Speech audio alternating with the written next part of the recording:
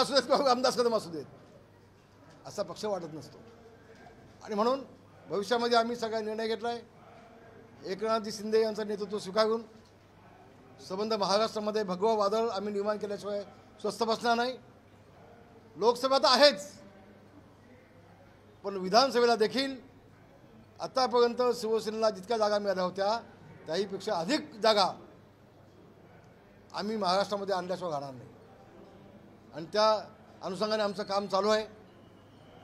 तालुक्यामध्ये मतदारसंघामध्ये लोकसभा मतदारसंघामध्ये आम्ही आता सभा घेतो आहे. भविष्यामध्ये मी आत्ताच एकनाथजींना सांगितलं की जिथं उद्धव ठाकरेंची सभा होईल ना दुसऱ्या तिथं सभा माझी लावा. ते जे बोलले असतील त्यांचे सगळे मुद्दे खोडून काढील. त्यांना फक्त टोमणे मागता येतात, फक्त बोलता येतात.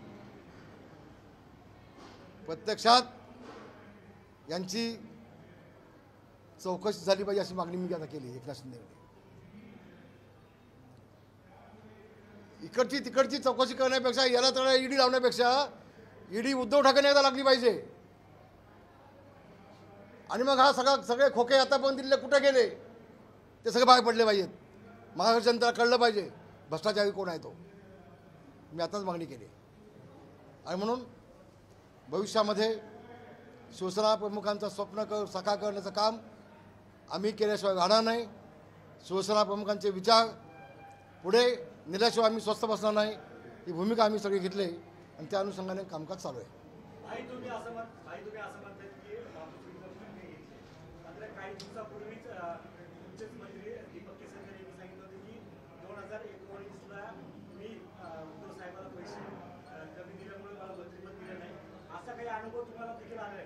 नाही, आम्ही मिठाई पुष्कळ दिली.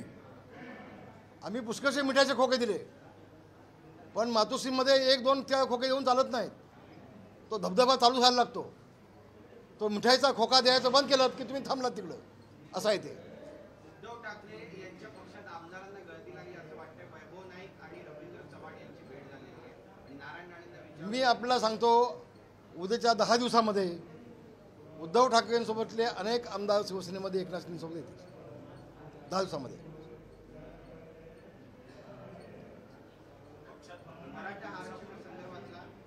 आणि भविष्यामध्ये उद्धव ठाकरेंचं भविष्य मी तुम्हाला सांगतो.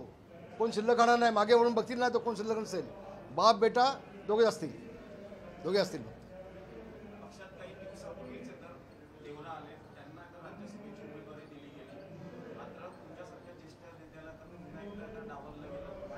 नाही, आमची मागणीच नव्हती ना तर डावलाचा प्रश्न कुठे येतोय. अहो, शिवसेना प्रमुखांनी आम्हाला खूप दिलं, प्रचंड दिलं. खूप समाधानी आहे मी माझ्या आयुष्यामध्ये यापुढं आमदारकी मागणार नाही, खासदारकी मागणार नाही, काय नको आम्हाला.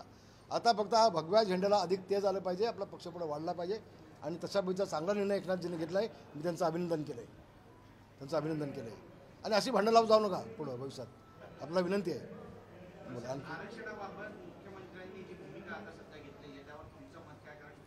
मी तुम्हाला खरं सांगू का, माझं मत प्रामाणिक असं आहे.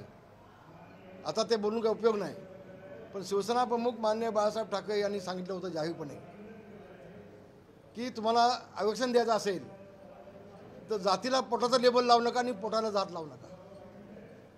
ज्याचं पोट खाली आहे, रिकाम आहे, त्याला तुम्ही आरक्षण द्या. आर्थिक निकष लावा. असं शिवसेना प्रमुखांनी अनेक वेळेला शिवाजी पार्कच्या जाहीर सभेमध्ये सांगितलं होतं. ती भूमिका त्यावेळेला सरकारने ऐकली असती तर आत्ताची वेळ ही आलीच नसती. पण एकनाथ शिंदे जो शब्द दिला आहे छत्रपती शिवाजी महाराजांचा शपथ घेऊन, तो शब्द ते निश्चितपणे पूर्ण करतील. मात्र मराठ्यांना आरक्षण देताना ओबीसीवरती अन्याय होणार नाही याची दक्षता निश्चितपणे घेतली जाईल.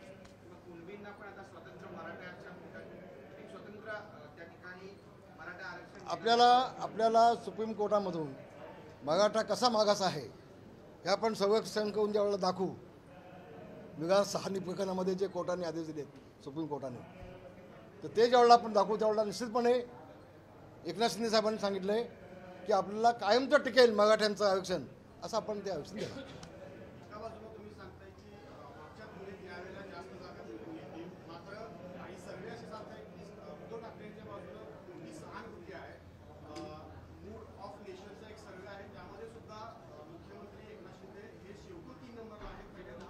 अहो आतापर्यंत ग्रामपंचायत निवडणुका लागल्या, नगरपालिका निवडणुका लागल्या, उद्धव ठाकरे किती नंबर आहेत ते बघा ना.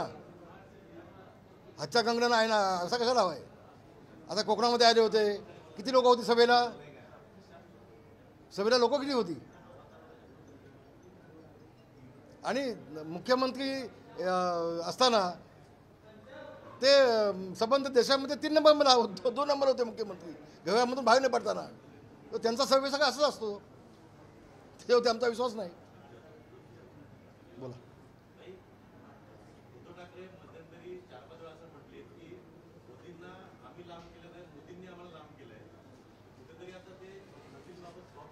मला वाटतं अजितदादा आणि सगळे शिष्टमंडळ घेऊन दिल्लीत गेले होते मोदींना भेटायला.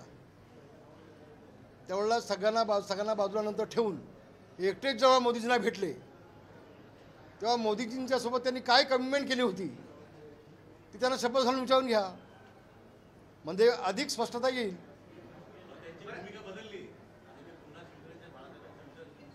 मी आपल्याला सांगितलं ना आता की तुम्ही तीन पक्षाचं शिष्टमंडळ घेऊन गेला होतात ना, मग बाकीच्यांना दोघांना बाजूला ठेवून तुम्ही एकटेच का आत नाही बसला होतात किती वेळ. मग त्यावेळेला मोदींसोबत तुम्ही काय कमिटमेंट केली होती ती सांगा ना लोकांना, ती सांगा की. म्हणजे उद्धवजींचा खरा चेहरा संबंध महाराष्ट्रामध्ये येईल. हे कसे फसवतात. याला जोडून प्रश्न आहे. फडणवीस म्हणतात की ज्यांनी मनं दुखवले त्यांच्यासोबत आता पुन्हा जाणार नाही. मला कळलं नाही कोणासोबत जाणार नाही. उद्धव ठाकरे आता आहे काय त्यांच्यासोबत जायला. आता त्यांच्यासोबत जायला आहे काय. खोके गद्दा विषय संपला आता. अहो आता अजितदादा ज्यावेळेला आले 40 आमदारांना घेऊन तेव्हा त्यांच्या कॅबिनेटमध्ये त्यांचा सत्कार करायला उद्धव ठाकरे गेले ना.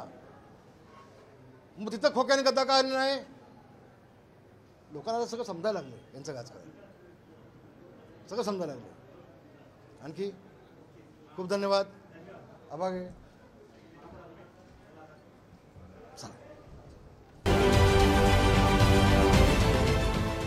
देश विदेशातील प्रत्येक घडामोडींचे लाईव्ह अपडेट मिळवण्यासाठी आता साम टीव्हीच्या सर्व सोशल मीडिया प्लॅटफॉर्मला लाईक, फॉलो आणि सबस्क्राईब करा. तसंच सर्व नोटिफिकेशनसाठी बेल आयकॉन प्रेस करायला विसरू नका.